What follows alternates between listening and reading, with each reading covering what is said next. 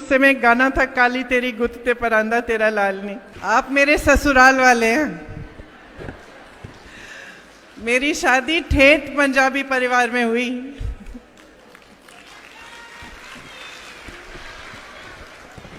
मेरे ससुर जी के माता पिता सियालकोट के थे और बंटवारे के समय मेरे ससुर जी को पीठ पे बांध के उनकी माता जी छुपा के यहाँ लाई और फिर यहाँ से उन्होंने अपना अपना कारोबार शुरू किया। एकदम सब कुछ छोड़ के, अपना पूरा सारा जो भी था वह सियालकोट में छोड़ के जब यहाँ आए तो उन्होंने अपना कारोबार शुरू किया। मुरादाबाद में गए, पीतल का कारोबार शुरू किया। 5 भाई थे मेरे ससुर जी और उनके भाई। तो एकदम अच्छा बड़ा ठेठ पंजाबी परिवार था। मैं आपको बताना चाहती हूँ कि मैंने पंजाबियत के बारे में कैसे सीखा। मेरी शादी होने वाली थी और मेरे पिता का स्वर्गवास हुआ था कुछ सालों पहले। तो माता जी सब कुछ अकेले कर रही थी और पहली बार घर में शादी थी तो थोड़ी सी घबराहट थी कि सब कुछ ठीक ढंग से होना चाहिए। तो सारे रीति रिवाज सब कुछ जैसे पूजा होनी चाहिए सब कुछ उन्होंने सारा इंतज़ाम किया हुआ था। मेरी पंजाबी सहेलियां थी कॉलेज में, तो घर आई, ढोल लेके आई।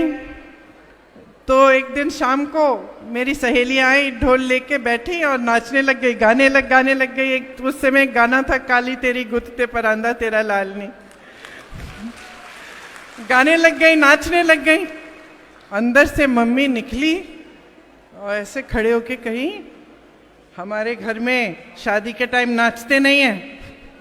तो हम सब रोने लग गए और वहीं से मैंने सीखना शुरू किया कि पंजाबी जो संस्कृति वो कैसी होती है, क्या होती है। मेरा परिवार अलग था, बहुत स्ट्रिक्ट रूल्स होते थे।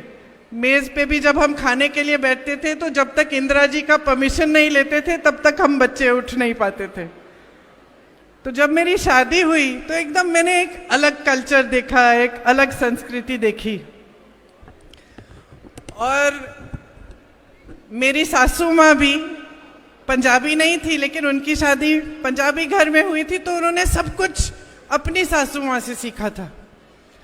तो मुझे कोई फ्री एंट्री पास नहीं दिया उन्होंने, इजी एंट्री नहीं कराई मेरी। तो मुझे लगता था मैं सफाई भी कर लेती थी उनके लिए, पलंग भी बना देती थी, सूटकेस भी बना देती थी, अगर कहीं जा रही खाना पका देती थी, किचन भी साफ करके रखती थी। लेकिन मुझे लगता था कि मेरी सासू माँ तो कभी खुशी नहीं हो रही है, मैं तो सब कुछ कर रही हूँ। आपको मालूम है कैसा लगता है। तो आस्ते आस्ते उस घर में रहते हुए मैंने उस घर का रहन सहन देखा।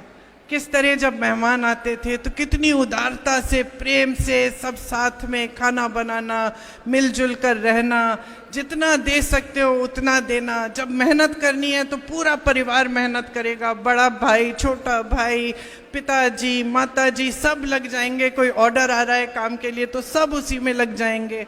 किस तरह से एकजुटता, जब मुसीबतें आई घर में, संकट हुआ तो एकजुटता, पूरा परिवार जो शायद पहले थोड़ी किटपिट रहती थी लेकिन जब मुसीबत आई तो सारा परिवार एकजुट होकर खड़ा हो जाता था।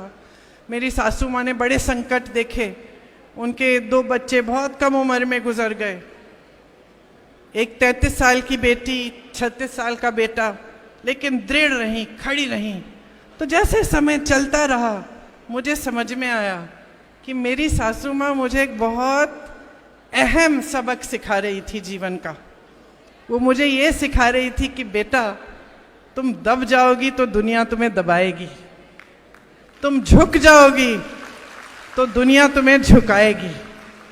तो जैसे ही मुझे ये एहसास हुआ और मैं थोड़ा सा खड़ी होने लगी तो मेरी सासू माँ का पूरा आदर मिला और आज हम बहुत अच्छे दोस्त हैं।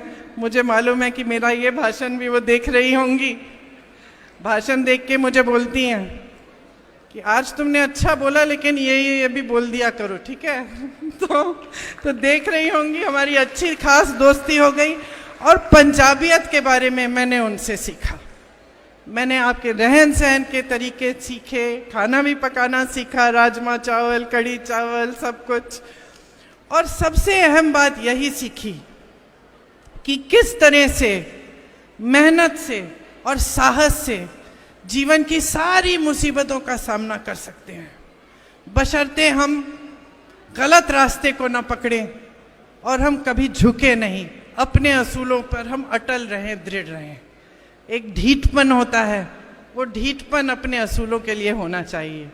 तो ये सब मैंने सीखा और सीखते सीखते ये एहसास भी हुआ कि हमारे देश में पंजाब की कितनी भूमिका है, हमारे पूरे देश की संस्कृति, हमारे समाज में किस तरह से पूरे देश को आपने आगे बढ़ाया है।